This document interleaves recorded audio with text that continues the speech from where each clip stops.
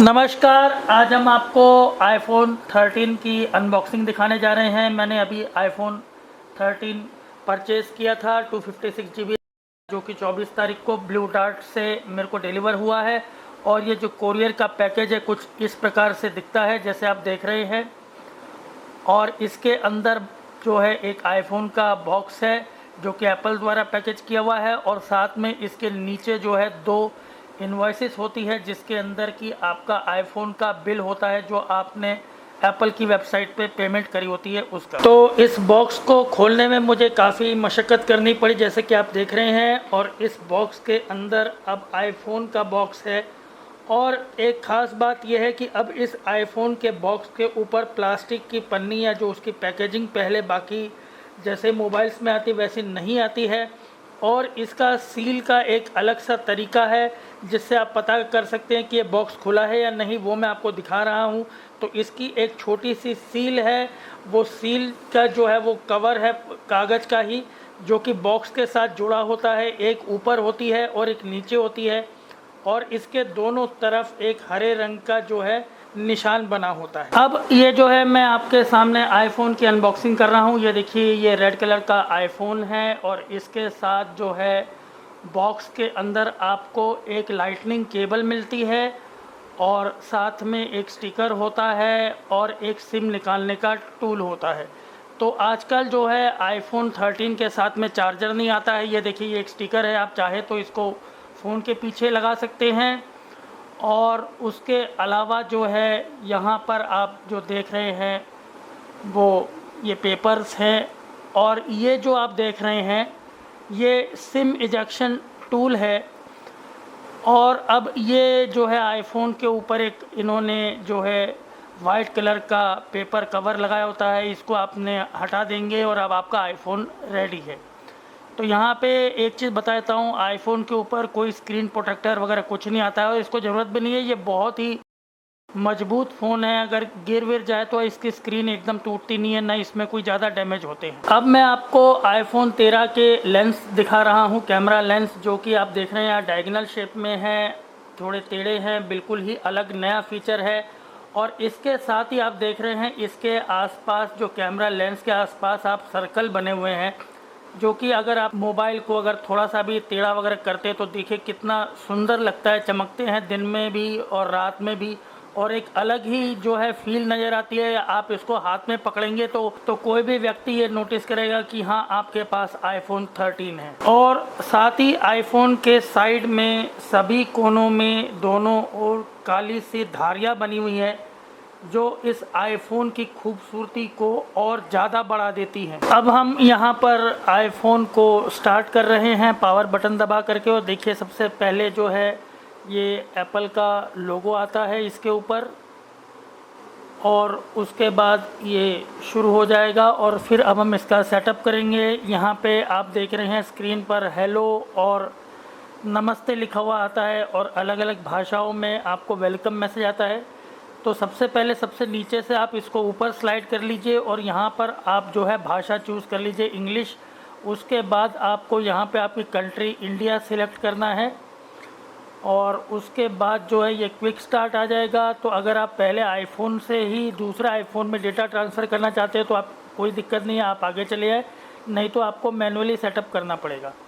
यहाँ पे आपसे पूछा जाएगा कि स्पोकन एंड रिटन लैंग्वेजेस वगैरह के बारे में, जो आपको यहाँ पे सिलेक्ट करना है, कंटिन्यू कर देना है। उसके बाद आगे, उसके बाद आपको जो है वाईफाई वगैरह का पासवर्ड डालना है, और फिर जो है डेटा एंड प्राइवेसी के लिए आपको आगे ओके करके आपकी फेस आईडी होगी।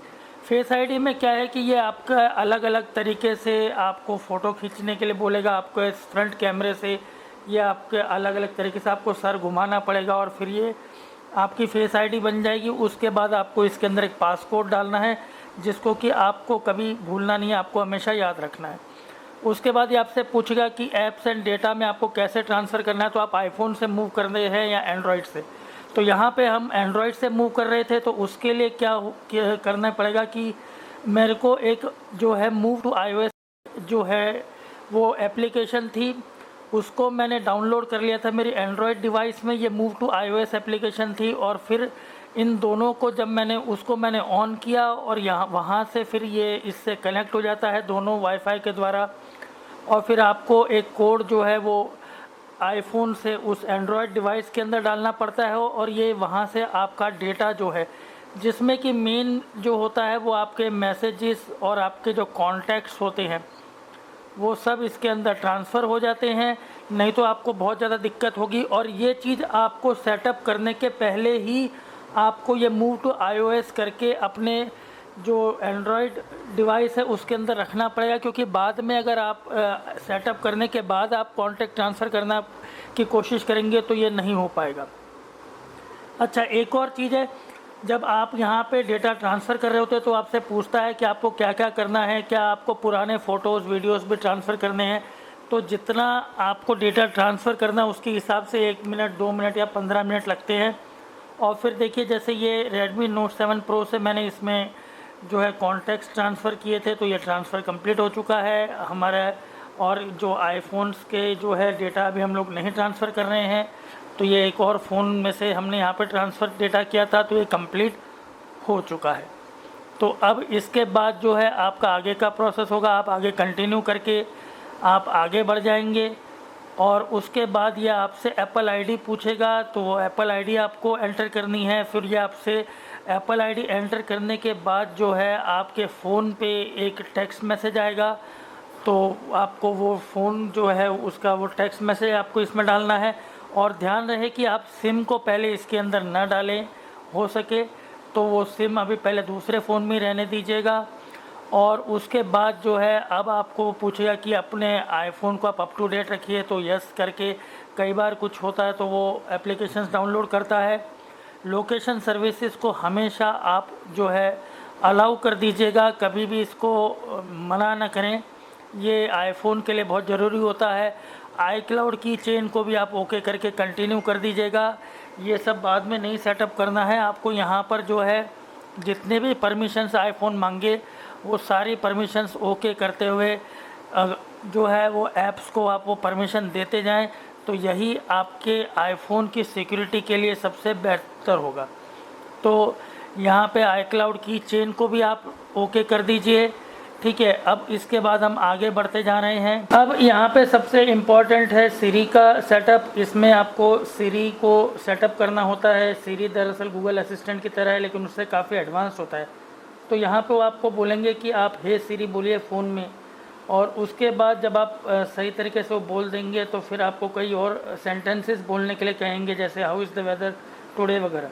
अब उसमें क्या होगा कि कई बार क्या होगा कि वो सीरी आपकी आवाज़ नहीं पहचानेगी, वो आपको बोलेगी कि भाई हमको आप रिपीट करिए। और अगर आपके मतलब होता है हम इंडियंस के इसमें कि अक्सर वो बहुत बार रिपीट करने के लिए बोलेगी, तो ये आईफोन का प्रॉब्लम नहीं है। धीरे धीरे आप खुद सीख जाएंगे कि वो कैसे बोलना है, और सीरी भी आपकी आवाज़ के साथ साथ जो है खुद को ढाल लेगी, वो समझ जाएगी कि आपकी आवाज़ कैसी है। तो उसके बाद जो है यहाँ पे सीरी के लिए कुछ परमिशंस होंगी, वो आप ओके कर दीजिए।